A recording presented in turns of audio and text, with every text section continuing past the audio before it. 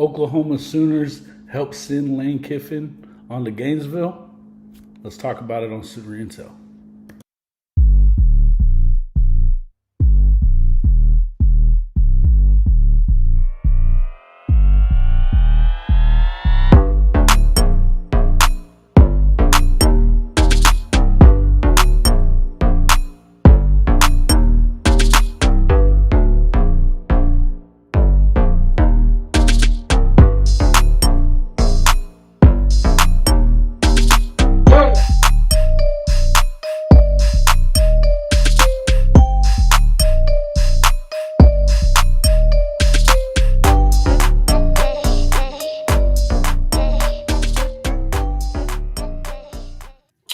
What's up, everybody? It's your host, Chris with a K, Horns Down Podcast.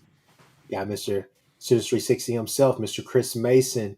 We are going live tonight without our third partner in crime, our third wheel, our guy, Jason. He is at the, I think, Mustang game right now watching Jaden O'Neal. So, against Bixby, who's like annihilating everyone.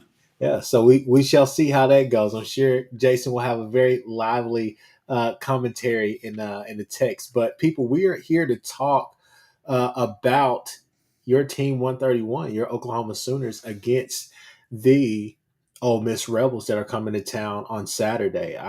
Chris Mason, I may say I'm really excited about this game. I definitely have some comments and I definitely have some takes to make tonight. So, I'll give the mic to you for a sec, but I just want you to know we're going to talk some football real quick before we get to kind of our what happened last week and our picks, and then kind of get to our predictions as well. But man, I'm telling you, Chris Mason, I feel pretty damn good about our chances this weekend. So I'll get into that here in a second. But as you guys are coming in, it looks like Jason said it's a weather delay. But as you guys are coming in, definitely comment, like, subscribe, do all those things on each channel. The Horns Down Podcast, the Hall of Fame College Football Podcast with Jason and the coach, and, of course, Mr. Sooners360 himself. Go over there and subscribe to the Patreon he has as well. It's only $2, people. You're not going to get any fluff. You're going to get real recruiting news, and you can go from there. So, with that being said, Chris Mason, Ole Miss comes to town. We don't have to really talk about the Lane Kiffin comments. Who really cares about that? It's really going to boil down to the X's and O's and who can really who can take care of the football, who can control that line of scrimmage. It's going to be an SEC game this weekend. What are your thoughts about Ole Miss coming to town, about the game in general, and just anything that you have to add to it? Well, I guess the trying to weigh this game is kind of difficult for me from two perspectives, Chris. I know you're going to hit us with some X's and O's, and obviously I think just from a stats standpoint, the two best sides of the ball are playing each other, and the two sides of the ball that have the biggest weaknesses are playing each other. So OU's defense being the best group, Ole Miss's offense being the second best group, although Craig, I'm having a hard time to decide which Ole Miss we're going to get. Are we going to get the Ole Miss team that couldn't put away a very bad Washington State team at home, Mm-hmm. or are we going to get the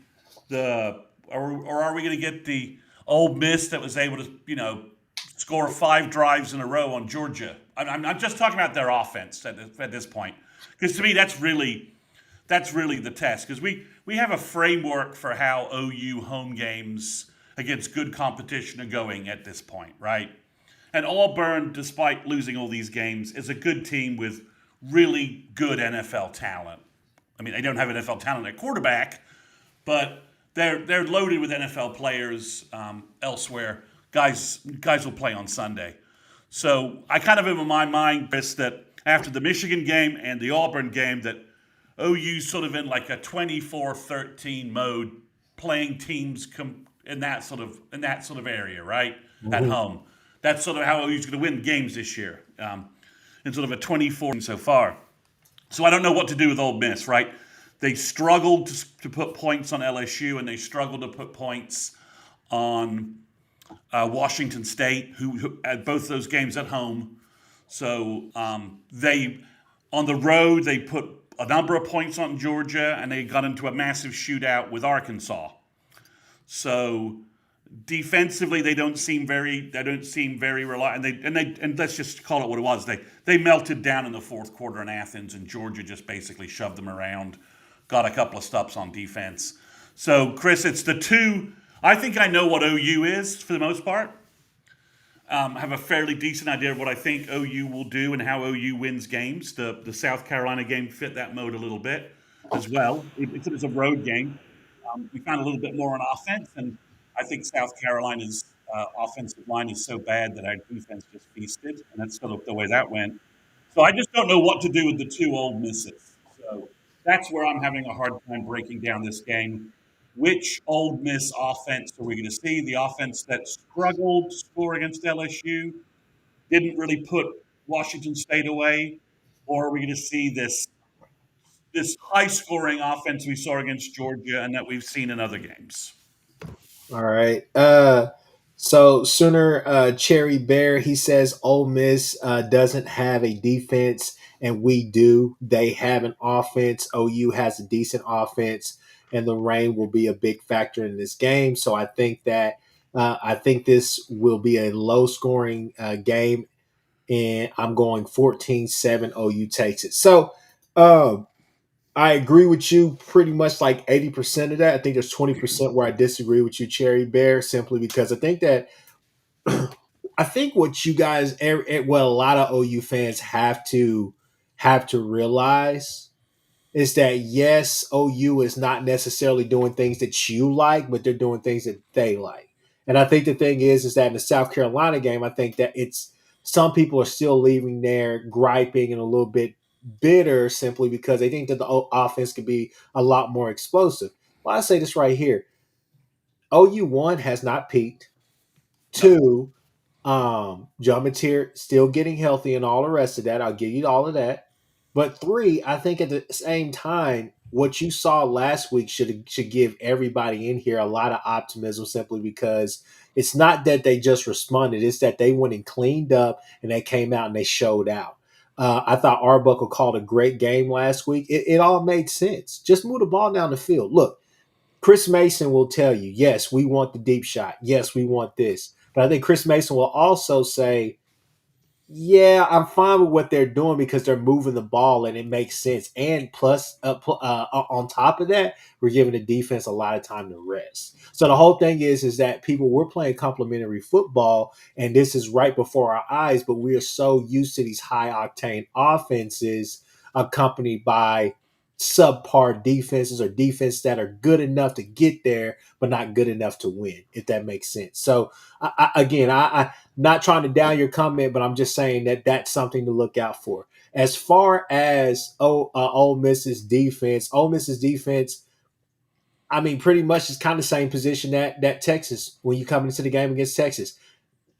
Pete Golding, we all know. If you guys watched my channel and you watched me talk on SEC Connect or any other place with Ty and all of them, you guys know that I've always said Pete Golding, you never know what's going to happen. He could play his safety at nose tackle, and then he could play his actual nose tackle at safety. So, I mean, he could come out there in a 2-4-5, something like that, whatever he's going to do. I mean, this guy had Will Anderson dropping back in coverage and trying to play like Perkins is down there at LSU in a star position. That's just not what you're supposed to do. So, with that being said, the biggest thing is that I think that the defense is what it is. I think that you have a lot of opportunities out there. I think it was said well today. Whenever you look at Eichert and Lehman, what they were saying, if the pocket holds up, if your offensive line is able to hold up, players will come open. They will make themselves available. And that rings true. I think on the other side of the ball, this is what I say here, okay? Sometimes when I watch their offense, they kind of look like us a little bit. The only difference that I would say is that, yeah, they want to try to force it. They're aggressive with trying to take those deep balls. We don't have to worry about those double moves and be ready for that. But really, you just take away the underneath. it's not necessarily the intermediary game that kills you. It's just how they do it. I mean, Daquan Wright, the tight end that they have, he's a weapon. He is very fluid. He's more of like a Kyle Pitts type. I mean, maybe like a poor man's version of like Kyle Pitts or so. It's not really out there trying to block, not really trying to do out that, but he gets open and he's running a lot of skinny posts, a lot of inside routes. They will do a lot of different things as far as with their motion, Chris Mason. They'll run some crossers underneath to get your eyes going everywhere else and try to single him out to try to get him an individual battle to win. And so you just have to be able to pick your battles. But I think Kendall Daniels, um, um, Reggie Powers, guys like that playing cheetah, I think they'll be able to pick that up very well. Um, One thing that I can say, a common nucleus that I've seen with this offense that they have is that yeah, they can go up and down the field. The issue that I have is simply this right here. They haven't they haven't seen a defensive line like this. They haven't all year. He's not seen a lot of pressure. People are getting stoned. People are not being able to get there. So it's one of those things where he's on the same page or same level of athleticism as a Arch Manning.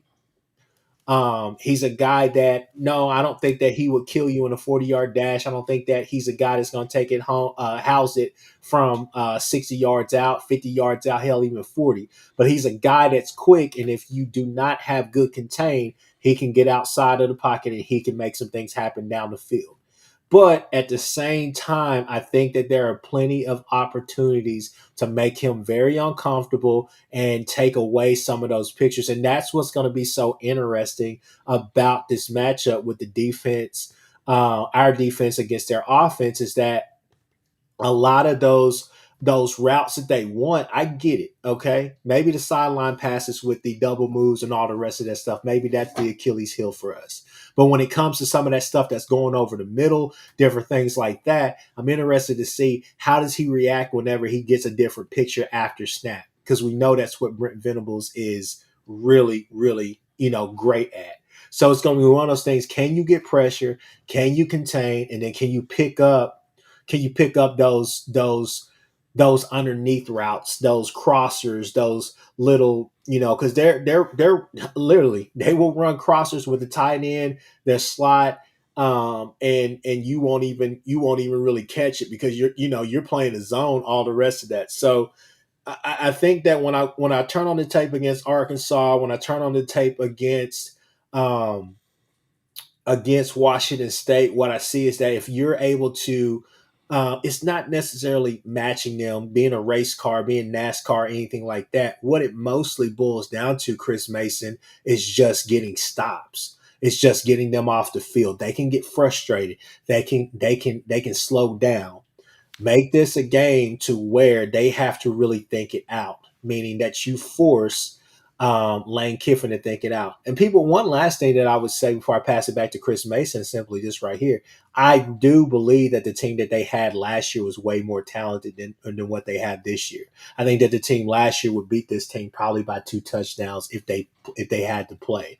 I know that we're talking about last year, but at the same time, we went to Ole Miss with a really good defense and a bad offense, and we still put on a show in that first half. We just ran out of gas. So I'm eager to see what's going to happen here, especially with the weather, especially with all the different things that are coming into this game. But I think this is the game that plays in our hands. We're at home. We get them at home. I think Material's going to be healthy. I think now what you got to look out for is what's going on with Derek Simmons. Is he going to play? Looks like he's doubtful. Looks like he's probably not. Obviously, Chris Mason shaking his head. So we go with Howland, right? He's probable.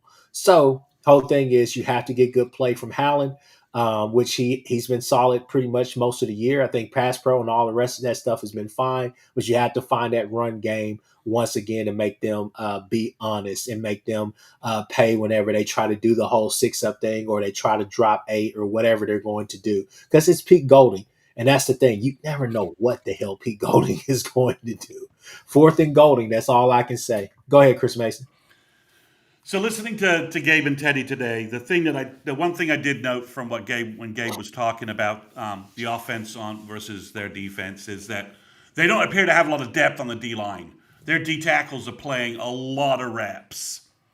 And if we're able to run the ball a little bit, and that could be a key. I mean, in the fourth quarter, their defense it went from trying to stay in the game to they just sort of wilted.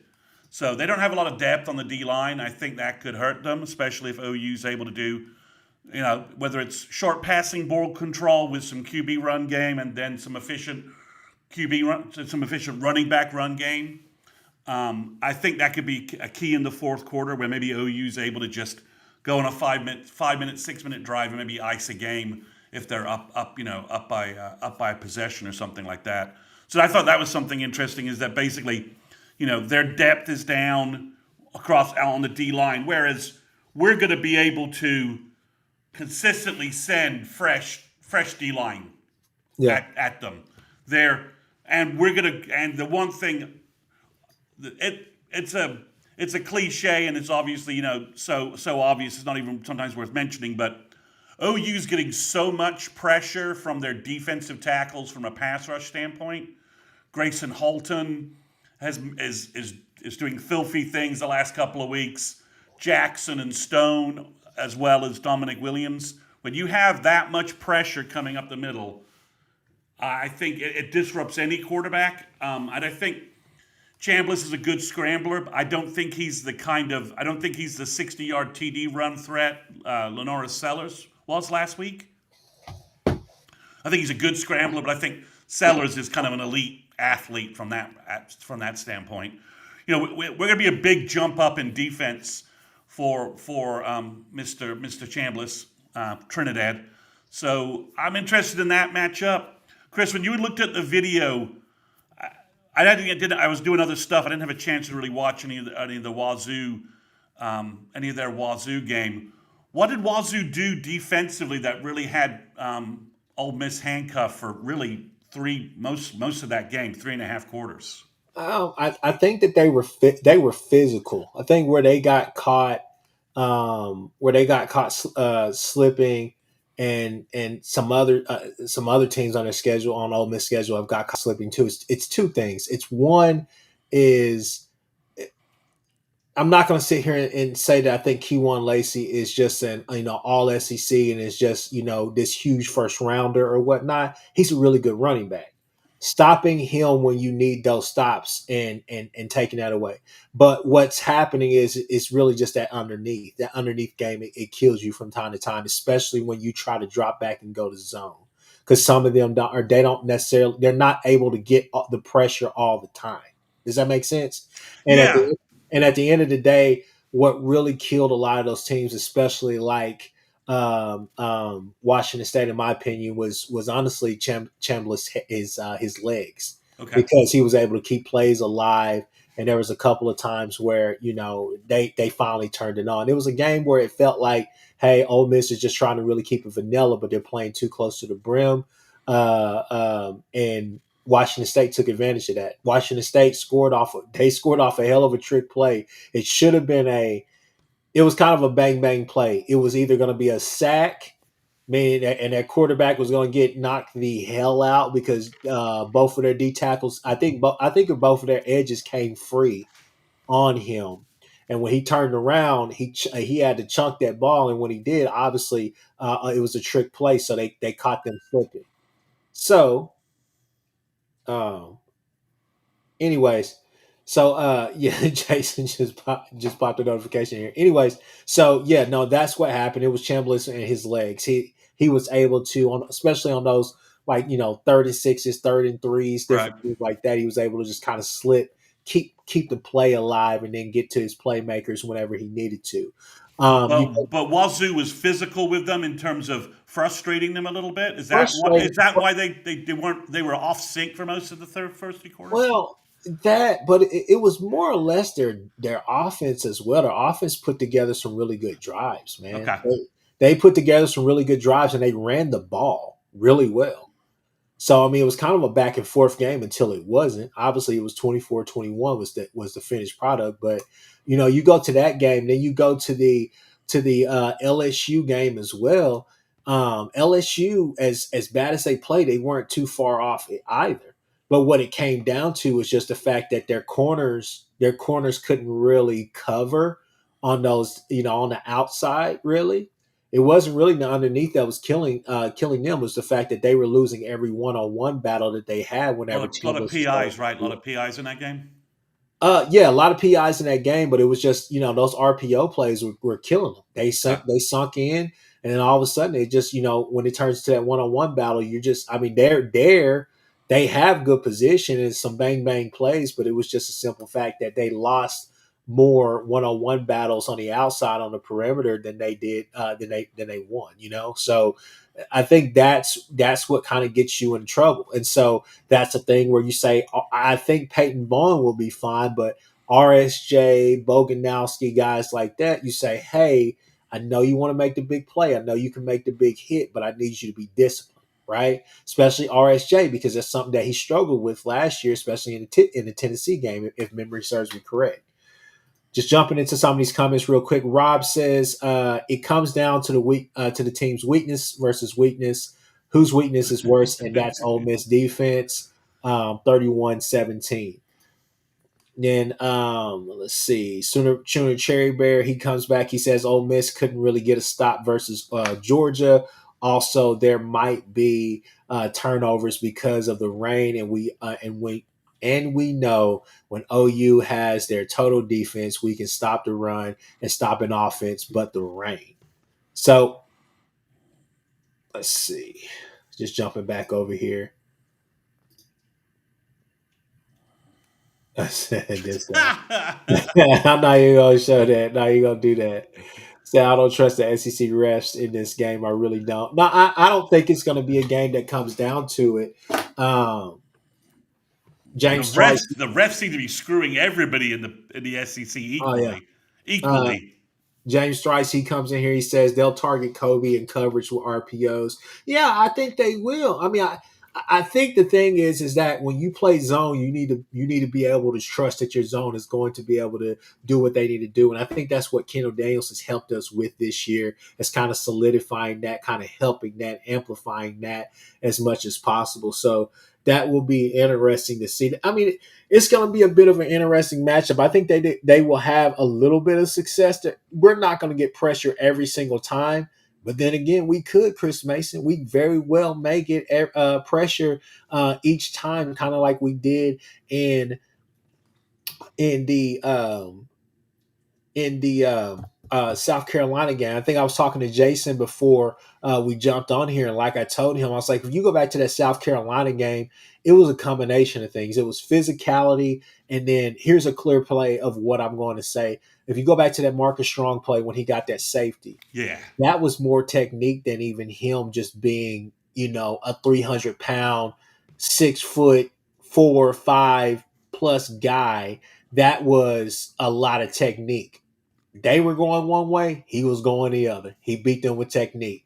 He went up, he went north, and then he went east, west, or whatever, whichever direction you want to say he went. He went there very quickly. He turned up, he went and got the guy on the ground in the end zone and got the safety. So I think it's one of those things where it's going to be interesting to see with these twists, these stunts, hell, just beating them straight up. It's going to be interesting to see what they do to try to counter that D line. And I think the thing is that, for me, even with the comments that Kiffin made, when I watch their offense, I think that they're really good at what they do, and I think that they get people.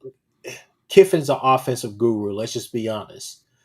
But at the same time, when I watch the offense, I'm not going, ooh, I'm not going, ah. I'm saying, oh, that makes sense. Oh, that's a good play. Oh, yeah, that's a really good play. But at the same time, I have to see it against this. I think you can make an argument that, yeah, LSU may have like a top 5 a top 3, maybe a top 5 defense in the SEC. I mean, you could, but at the same time, I don't think that they have that D line like this, you know? So it's going to be one of those things. It's funny that we're sitting here talking about a war in the trenches because that's really what it's going to boil down to. But again, when you put on the video of Ole Miss, I think that if you could pick things up,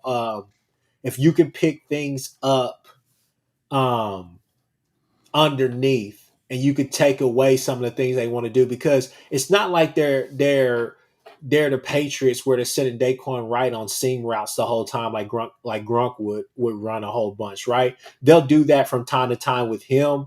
I mean, they love to go with, it's not necessarily even a tight formation. Sometimes it looks like it's 4 wide, and they'll motion one of their wide receivers back over to the other side, kind of get an unbalanced look right there. And then they have that guy one-on-one. They isolate whoever's on Daquan, and then they get him upfield, whether he's running kind of an out, he's running a corner route, he's running a skinny post. I mean, he will run a seam. He will do just about everything, but those are the matchups that they try to key on, and that's what they try to do with a lot of their motions. They're motioning those guys out, knowing that he's probably going to get the ball, Daquan, if he has a favorable matchup.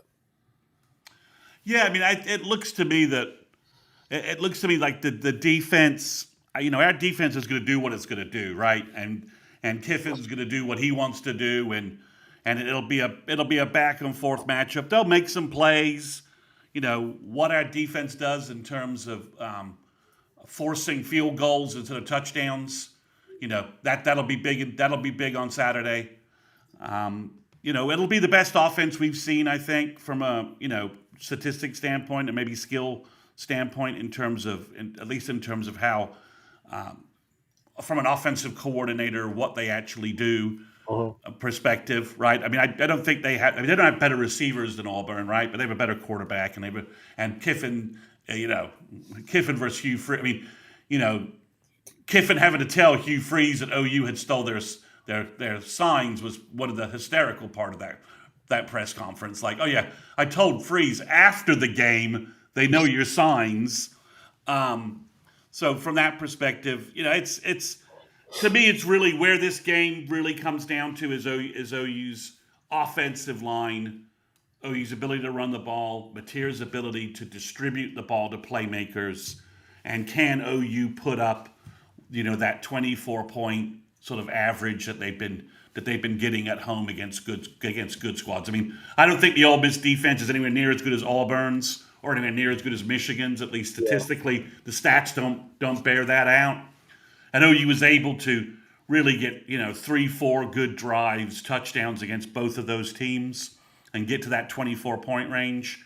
So if OU could stretch that out a little bit and do it earlier, and put even more pressure on Ole Miss's offense to have to try and keep up and not fall behind by a couple of scores, I think OU's defense could get a turnover, and this thing could snowball out of Ole Miss's out of the direction Ole Miss wants to go. But because you saw what happened to South Carolina after they fell down by 17. It was just over. I mean, yeah. The OU was already dominating them, and then the offense put more points on the board, and that was just it. It was finished. So I don't think anybody wants to be in a position where they're in Norman being down something like 24-10 in the fourth quarter. I don't think that's a place anybody wants to be. Ole Miss's best thing is to stay in it early, stay within a possession, and until the fourth quarter, and then try and make some magic happen. You just have to find a consistent rhythm early in this game, and that's going to be the difference. Your defense is going to give you a lot of opportunities to go out there and seize control of this game. You have to have that killer instinct and try to put this game away as early as possible and put doubt in their mind. Let a lot of things start creeping in. I feel confident about the matchup. It's just to be honest with you, just all the podcasts that I've listened to this week, all the different things that I've just kind of tuned into as far as national and just like local media and just local podcasts. What I would say, honestly, to me, the X factor really boils down to the matchup on the other side, which is Golding versus Arbuckle. Yeah, So yeah, I, yeah. I, I'd agree with you. I Yeah, think that's where that will tell us what's going to happen, because the whole thing is that at times, Ole Miss's defense can look lights out, but also on the other hand, there are times where they can be very anemic. They can be they they can will get gashed. They can yeah, get they gashed. will get gashed an awful lot, and they will play on the back of their heels opposed to trying to going forward, right? So that's something that you definitely have to, um, um, realize. So it's one of those things where it's a coin toss. What Pete Golding? There's times where Pete Golding comes in and he calls a terrific game, and then there are times where he comes in there and you're sitting there thinking to yourself, why is it so effing hard, right? Like it feels like the game plan is just so overcomplicated, right? So those are things that you have to be on the lookout for. So again, I think that this is a favorable matchup for our guys. I think what it boils down to is execution in two critical areas, which is for me, for the offense. Obviously, we could talk turnovers, we can talk this or whatever. I think it's find a consistent rhythm in the run game, right? Whether it's 3 yards, 4 yards, whatever. Keep us in short, no short distance plays. When they do bring those six up, or when they do show the blitz and all the rest of that stuff, handle it accordingly. But at the same time, what you did against South Carolina last week, you should be able to build upon that this week, not just in the run game, but in the passing game as well. It made sense and it looked good, right? It was crisp, it was concise, it was precise, and it was on target, and you scored a bunch of points off of that. Um, on the other side of the defense, I would just say, hey, I think that they want to they want to take it out of our D line's hands, and they want to try to challenge us down the field. So the whole thing is make them play, and I make them pay, and I think that you will have opportunities. Their defense is a defense that will give you all the opportunities in the world to beat them. You have to go out there and do it. Offensively, they're going to be, this is going to be a really good matchup for us, and this is going to help us see. They're going to have some drives where they win some battles, but again, I don't see them winning a lot of battles. But got to see it on the field. I think the one other variable is that when I was watching their game against Georgia, they were gassed in the fourth quarter. They were just out of it. They were just out of energy. Georgia was just kind of running over them. Chris, I think the second road game in a week after such a big game, and they expended everything. I think in that Georgia game. They threw the kitchen sink at Georgia to get those 5 TDs on the board. And I just wonder maybe that they don't have, OU, while OU sort of cruised in South Carolina, we did our usual job of playing like 25 guys on defense. Georgia only played like 15 guys against them. So they're going to be hit with I just wonder how much Ole Miss has in the tank. Yeah, that's the whole thing. Put doubt in their mind, make them have to make decisions, make Lane have to stop worried about signal stealing or whatever, and have to figure out, do I need to play Simmons or do I need to stay with Chambliss, right? So I mean, there's you, like I said, just finding a consistent rhythm early on. That's usually whenever we look our best. Yeah, yeah. And so, again, I've told people this on and off screen. I think that the worst game you played happened 2 weeks ago. No need to talk about that. I think that it's really only up from there. I think that we've seen this team play really good football before and now. So the whole thing is that you have to find consistency. My biggest goal right now for this team, if I had a short-term goal, Chris Mason, that we needed to meet, win these next 2 games, get to the bye week. What have I been saying? What I say about the first bye week? You got to go into the bye week undefeated. It's important. It is super important. It is one of the biggest morale boosters for a college athlete when they know, hey, we're winning. Everything feels good. The atmosphere is really good around here.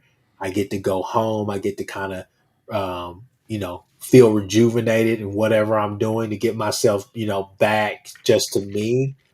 I know I need to focus in once I go back, but I'm telling you, it's just what it does for the spirits for everybody. Knowing you're going into a bye week, you're not having to worry about crazy practices and the coaches trying to do this and having to learn all these new things. It's one of those things where it just feels really good. So again, short term goal right now is to get to the bye week. We'll worry about Bama and everybody else later, but you got to go and take care of business this weekend. You win this game right here, like we said, you won the South Carolina game. You win this game right here. You're smack dab back in the middle of all the conversations as far as playoffs and everything else that can come. And then, And you yeah, would have gotten the key if you're able to continue winning. You also have a key tiebreaker over Ole Miss exactly. So that because I don't think they're gonna. They may if OU beats them on Saturday.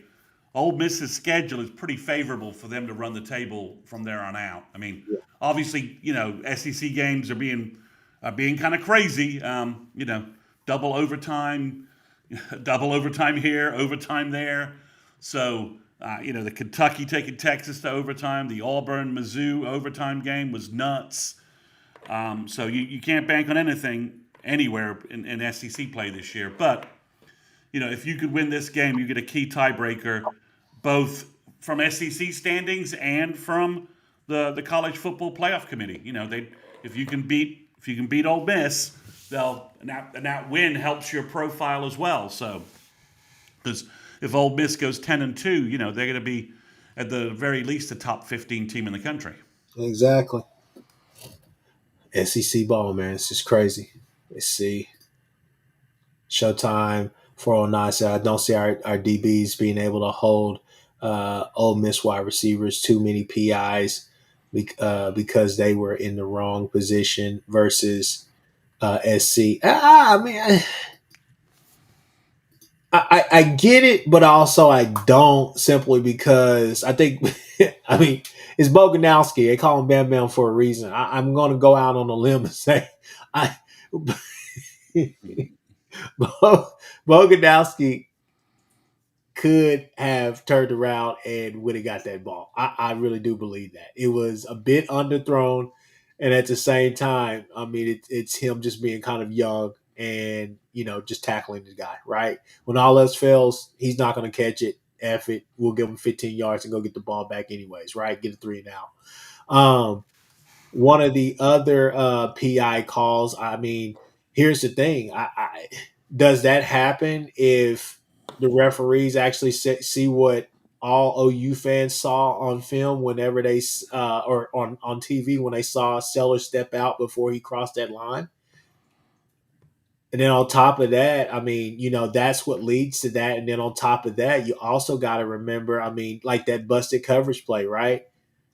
False start, hold, a lot of different things that were happening back there before we even got there. So, I mean, it's kind of bang bang plays. Obviously, they benefited from that stuff, but at the same time, I mean, you got to also think about what led to that, what happened before that, what's going on.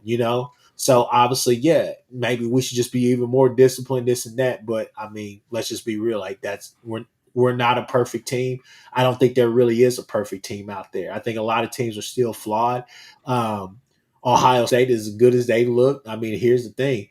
Big Ten is soft as hell this year. I mean, it's not really that good. It's really top heavy this year. SEC, Yeah. I mean, SEC is like 1 through. There's like 8, 9 teams that could, that, and even some of the teams like LSU, if they went out, they still make the playoffs. So yeah, I mean, it's nearly Halloween, and we're on what? We have 8 SEC teams, 9 SEC teams with 1 loss or less. I mean, it's crazy from that perspective in terms of the balance of play. I mean, SEC standings are they're just crazy. yeah, yeah. And it's going to be like that every week. I feel like every week we walk in there. Scott Walker says we'll be ready. I feel like every week that we come here to talk, we're saying the same thing. I think There are 8 teams. There are 9 teams with 8 teams with 1 loss or less yeah, in SEC play. yeah. and then 3 teams with 2 losses. I mean, the only separation is really South Carolina, Mississippi State, Arkansas, Auburn, and Kentucky, and I think the Gators are about to join that group. But other than that, you've got 10 teams, all who have it. I mean, the Tennessee Volunteers could win out. I don't think they will, but they could, and they could be in. They could be in it. It's with the unbalanced schedules out there. It's an absolute mess. Yeah, no, and like I was saying, I think that we come in every week, and I think every podcast is saying the same thing. This is the most important game for OU. It'll be that way until the season finishes. Well, we're on a playoff. We're on like a 5-game playoff eliminator, right? Yeah. I mean, just every week it's gonna be, we're gonna be in that set. We're gonna be in that setup. We got to win this game. Hey, James Thrice says Kentucky's really separated from the group, headed south, separated. Well, and I just can't believe I look back at that box score and I'm like, how in the hell did they lose to Texas? How did Texas roll out such a freaking turd? And it was just amazing. I mean, I've never seen a box score look like that. With you being able to say, no, the other team did win. How? Yeah. So I'll be interested to see what they do against Coach Levy in Stark Vegas this week. Jimmy Satterfield says, should Jacoby Johnson get more playing time? Just earn his way on the field. I think that when he's been out there, he's been pretty good. So yeah, I think with it looks like Gentry's out, not long term, just this week. So yeah, there are reps for Jacoby Johnson to seize in practice this week. Yeah. We all think he's got the physical skills, and we all know that wide receiver idiocy last year screwed him up. So, yeah, he's got a chance to make some plays and get on the field. So, Scott Walker, he says, there's not anybody we can't beat, and on the other hand, we could lose them all. Hey, man. Scott, come on, man. Don't be Sooners Cowboys tonight. Where's Sooners Cowboys? I'm not missing them. Where's Sooners Cowboys? This is insane. We on a podcast, and Sooner Cowboys isn't in here right now. Talking all kinds of doom shit. Yeah, I mean,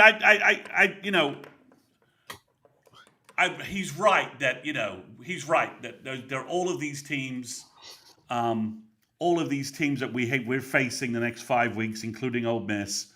There's very much if you look at a lot of the advanced power metrics. A lot of these games are like OU 51%, Ole Miss 49%. Like every game but the Alabama game is very much like a 50-50 kind of toss-up for the football power index and the other kind of matchup stuff that's out there.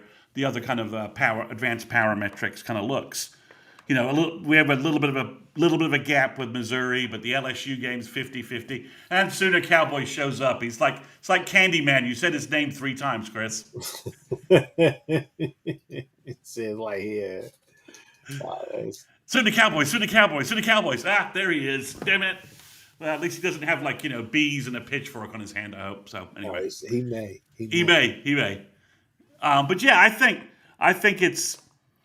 Yeah, it is. I mean, this is where we are. Everyone's like, I know Jason did a show where he was asking if the South Carolina game meant, a short Brent of another year. And I'm like, we got 6 more, we've got more games to figure out. And if he beats Ole Miss and we go and if he beats Ole Miss, 7-1 looks pretty damn sweet. Yeah.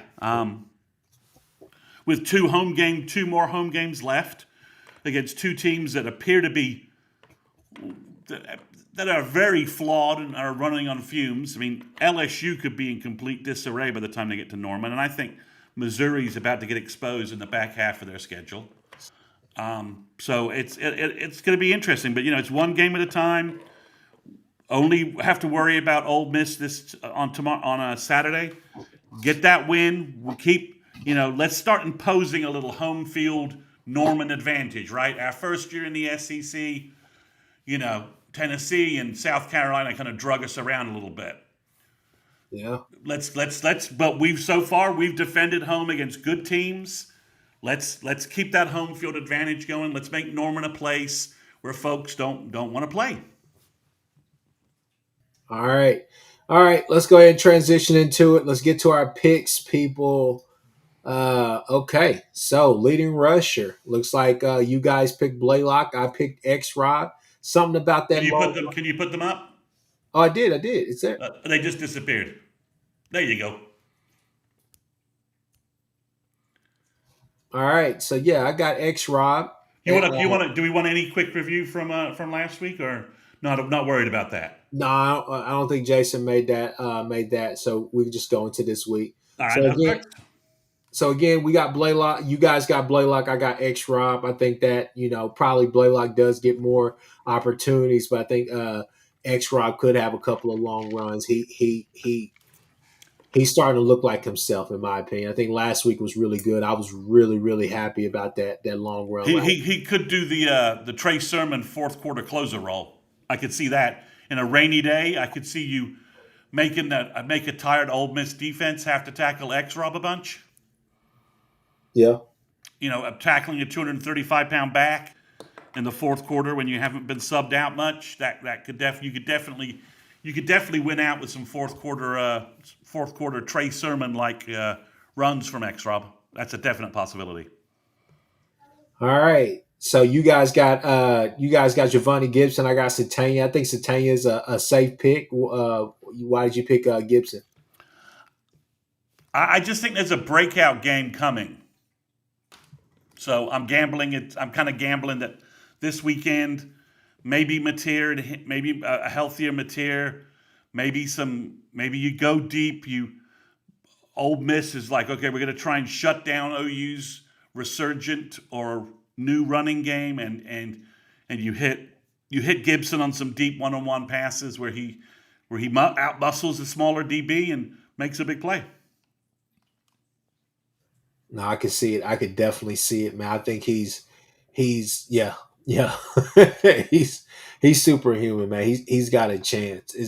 I'm eager to see him like next year, but right now I love it, and I think that he stepped in a big way. And he's still at the level to me where Keontae Lewis is right now, and I think there's another gear that he can get to. So yeah, I'll give you that. Will the Sooners pass for 300 yards? I'd say no, but I think it's because I think the defense is going to put us in really good positions to have really good field position and everything. So I'm excited about that. Yeah, I think maybe some short fields, maybe a Satania return or two, or maybe just we're stoning them and getting good field position, and maybe the running game in the fourth quarter kind of takes over and ices this game, and that's why I think it'll be very, very close to 300, but I think OU won't necessarily need that much passing yardage. All right. Will Sooners have a 100-yard rusher? Yeah, I think Blaylock is going to break a big one for a touchdown early in the game.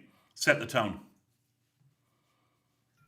Okay, that's a bold pick. That's a bold pick, Chris Mason. I like it. All right, let's keep going. Will OU score a special teams touchdown? We all said no. I kind of given up on that. Does OU score a defensive touchdown? Jason says yes. We both say no.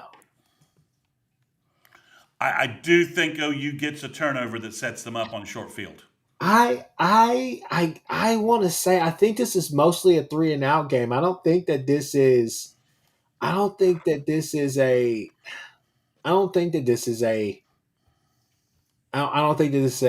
turnover happy game. He where he likes to put the ball, where he likes to place the ball. If he's not throwing it deep, some of the places that he likes to place the ball are more on the inside, more over across the middle. So there are opportunities for a lot of big plays to be made. And we've seen OU, Brent Venables' defenses be very opportunistic when allowed to be. We just have to go and execute. I think that this defense, you already know, scheme-wise, BV is going to put you around the ball to go make a play. You just have to go make it. And I think that's the reason why I think that's the underlying issue with the turnover problem is that we've been there more times than not, and we've read plays very well. We just haven't been able to execute. Does that make sense? Yeah, I mean, I think if you see turnover wise, I could see Kendall Daniels kind of getting that huge wingspan of his, maybe getting his hand on a ball from Chambliss, who's a little shorter, maybe misses him, and he gets a hand on a ball, it deflects, and maybe somebody like Peyton Bowen gets a ricochet interception, something like that. But I do think maybe OU gets an interception or a fumble, quarterback strip sack, something like that sets them up with good field position for a quick score. Then we got does OU have an offensive play over 50 yards? I think um, we both said no. Jason said yes. Until I see one, it's hard to Yeah. hard to say that we're going to have one. I think we get a couple of 40-yard plays. How about that? Okay. Said and you know what? I think it'd be interesting to see what Kanik does. This is a game where Kanik could really help us in this game as well. Does OU hold Ole Miss under 300 yards? You said no. Jason said yes. I said no mistakenly. When I made this pick because I didn't necessarily read that for whatever reason. I'm gonna actually change mine to yes. I'm changing it on the spreadsheet for you. All right, Okay, I think that an official change. I would say yes, they do. I think that they hold them somewhere around like 250 or 250, 275, something like that. It will. I think it could be somewhere in the area of 300, but I don't think it would be 300. So the only reason I said that is I think there are garbage yards that push them over the top. All right. Like it's very close, but you know, after the games, I just think there'll be some. I think they'll get some yardage in the fourth quarter. That is more, OU's winning it. It's taking them. OU's winning the time of the clock game, yards clock kind of situation, something like that. All right. Defensive MVP, Jason picked Peyton Bowen. I picked Taylor Wine, and you picked R. Mason Thomas. I think that I would keep it with us on the D line. I think our edges are going to be big on this. I can see them coming in, kind of pinching, doing some things, kind of like what Texas did in the middle, trying to kind of beat us on the back end. Lacey's a good back.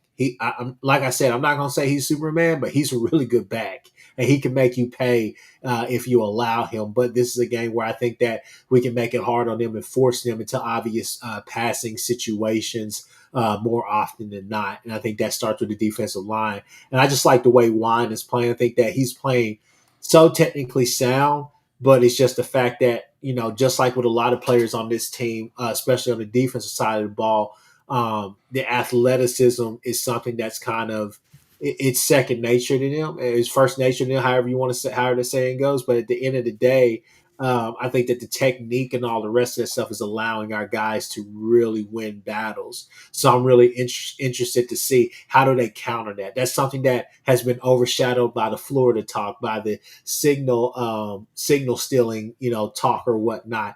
Nobody's talked about this defensive line being able to go out there and potentially controlling that line of scrimmage and making it very hard for him and being in his face an awful lot.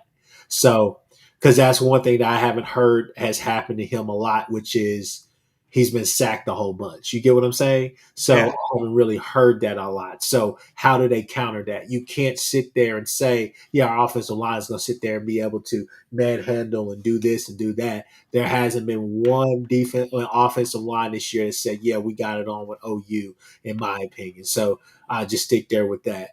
Offensive MVP. One thing on R. Mason Thomas, why I chose him. Go ahead.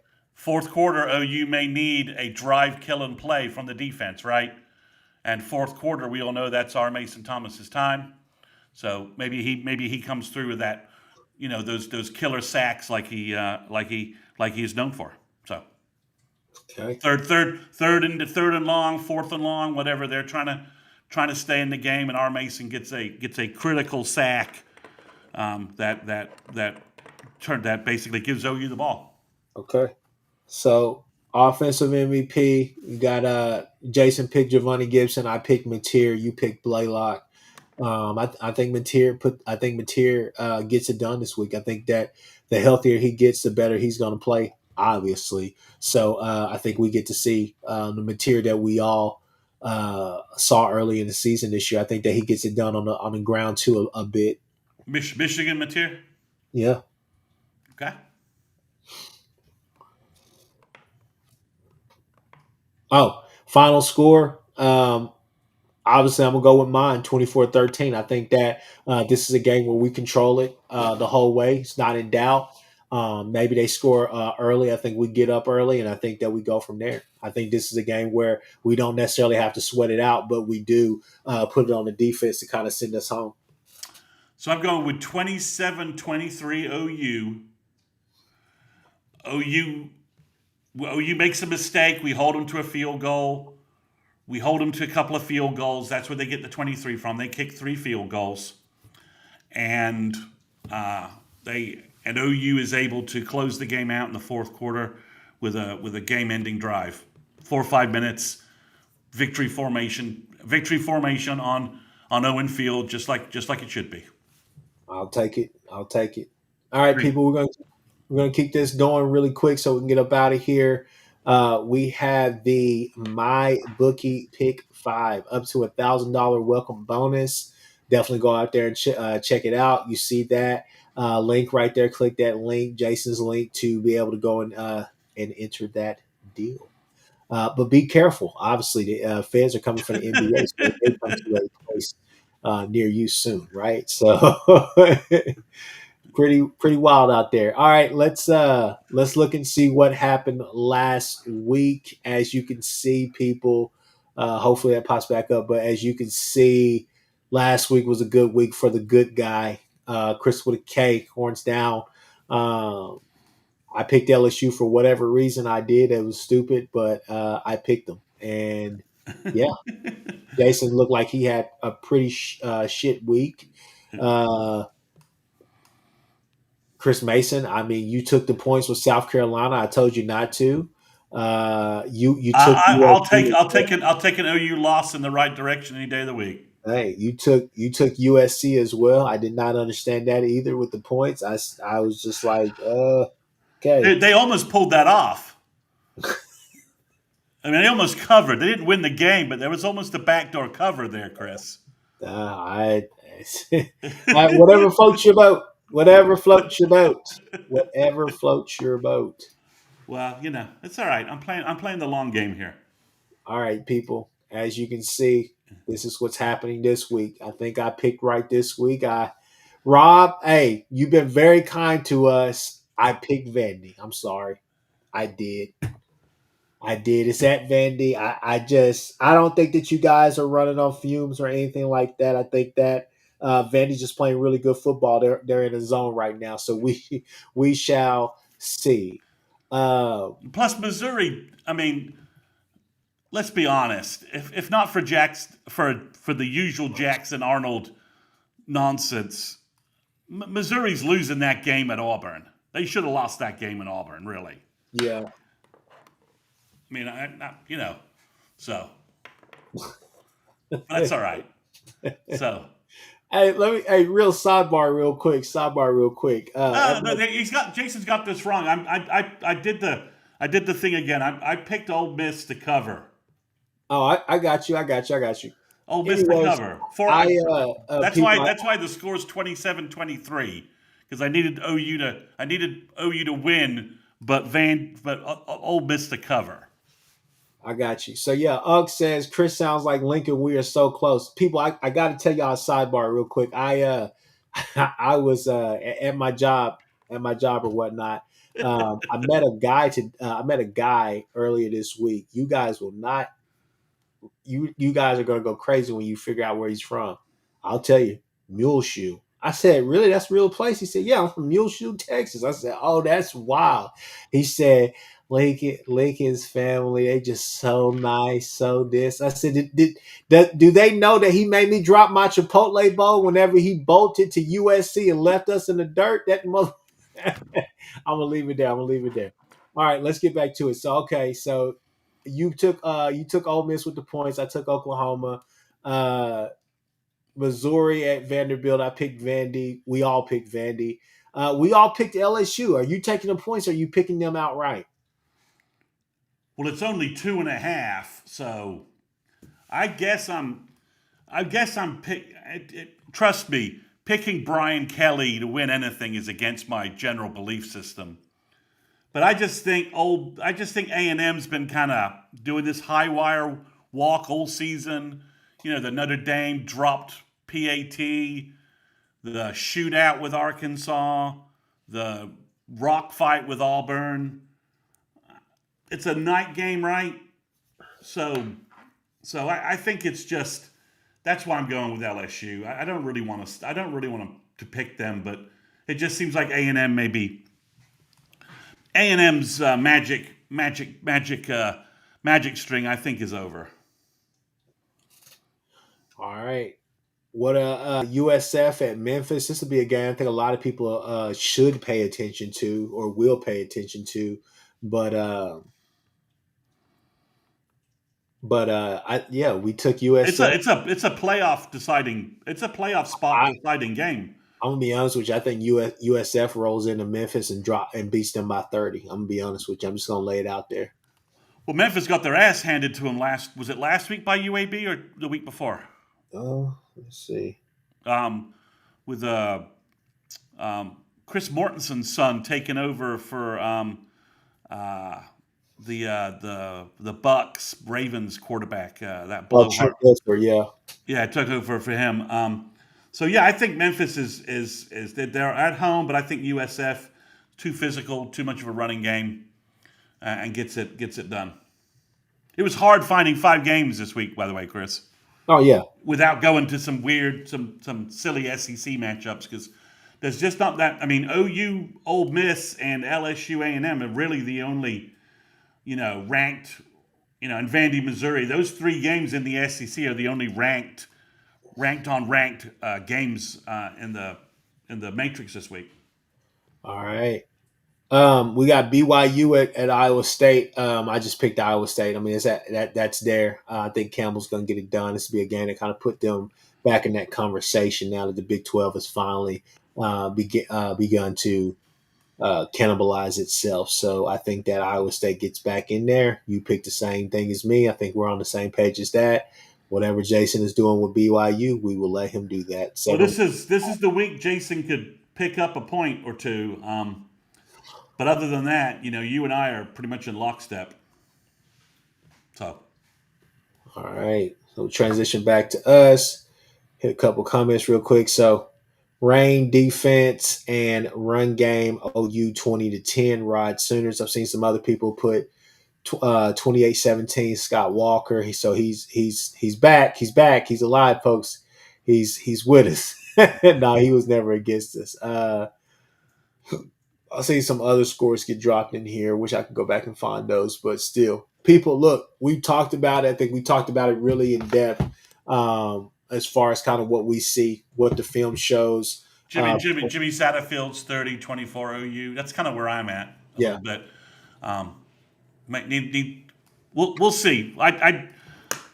If they can hold. If you guys are right and they can hold Ole Miss into the 13-point range. Yeah, I think that's a huge statement moving forward with what OU has left on their schedule. Oh no, that's a huge statement. I think that swings a lot of things. But I think what it boils down to, honestly, it really is Arbuckle versus Golding. Arbuckle versus Golding.